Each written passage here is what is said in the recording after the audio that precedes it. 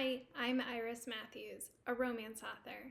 Thanks for joining me on this last passage reading from The House in the Cerulean Sea, the 2020 novel by TJ Klune. We're back in chapter 18, then we'll hop to 19 and finish up our readings before we're able to jump in and see what was happening in this novel. Linus is back in the big city and back in his little tiny cubicle. You are lucky you still have a desk to return to. If I had my way, you would have had... Mr. Baker, what is that? She pointed a black fingernail at the photograph. It's mine, he said. It's mine, and I like it. It is prohibited, she said shrilly, per rules and regulations. Caseworkers are not allowed personal effects unless sanctioned by supervision. Linus looked up at her. Then sanction it. She took a step back, hand going to her throat. What did you say? She asked dangerously. Sanction it, Linus repeated. I will not. This will go into your permanent file. How dare you speak to me like this? That thing will be gone by the end of the day. Mark my words, Mr. Baker.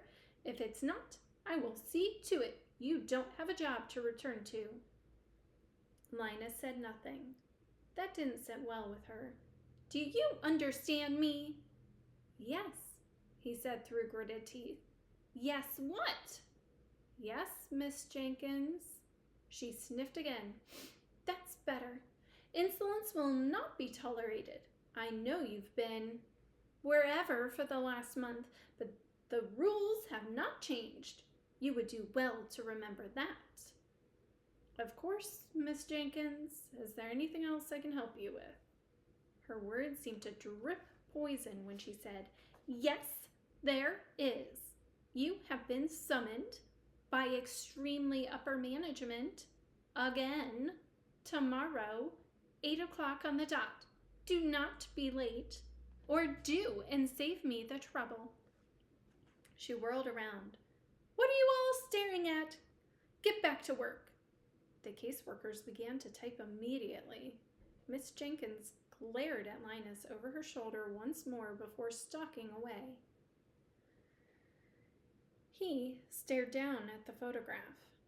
Right below it was a mouse pad with a faded picture of a white, sandy beach and the bluest ocean in all the world. It said, of course, don't you wish you were here? The office was empty by the time he left, a little before 9 that night. He put the photograph in his briefcase and headed for home. It was raining. The bus was late.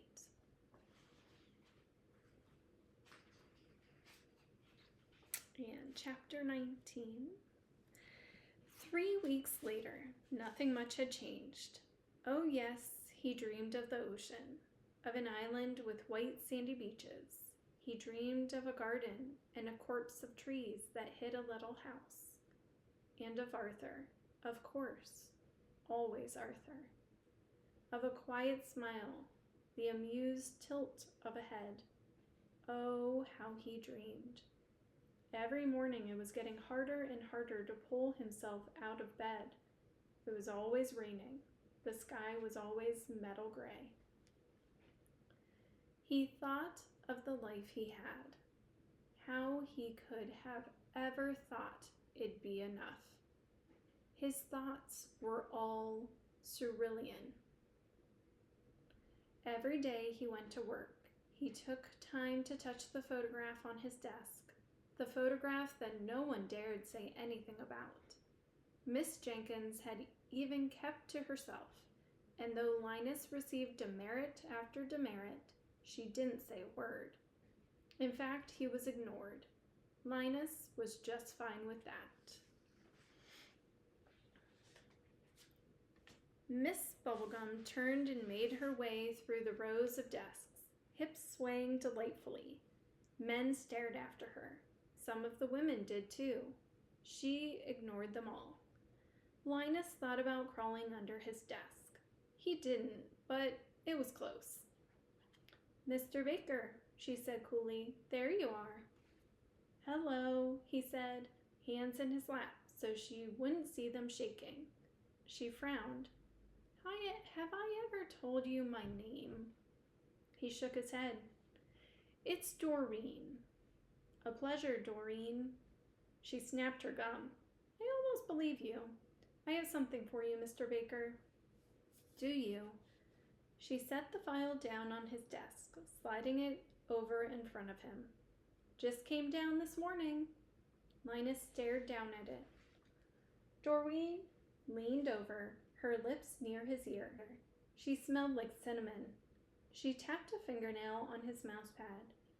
"Don't you wish you were here?" He watched as her finger rose to the photograph and traced along the frame. "Huh, how about that?" He heard the ocean. "Don't you wish you were here?" it whispered. Yes, he did. But that was the funny thing about wishes. Sometimes all it took to make them come true was a first step. He picked up his briefcase, opening it on his desk. He placed the photograph inside lovingly before closing it. And then he left the department in charge of magical youth for the last time. It was raining. He'd forgotten his umbrella inside. He turned his face toward the gray sky and laughed and laughed and laughed. "Going on a trip?" the train attendant asked, looking down at his ticket. "All the way to the end of the line, I see. A bit out of season, isn't it?" Linus looked out the train car window, rain dripping down the glass. "No," he said, "I'm going back to where I belong." 4 hours later, the rain stopped.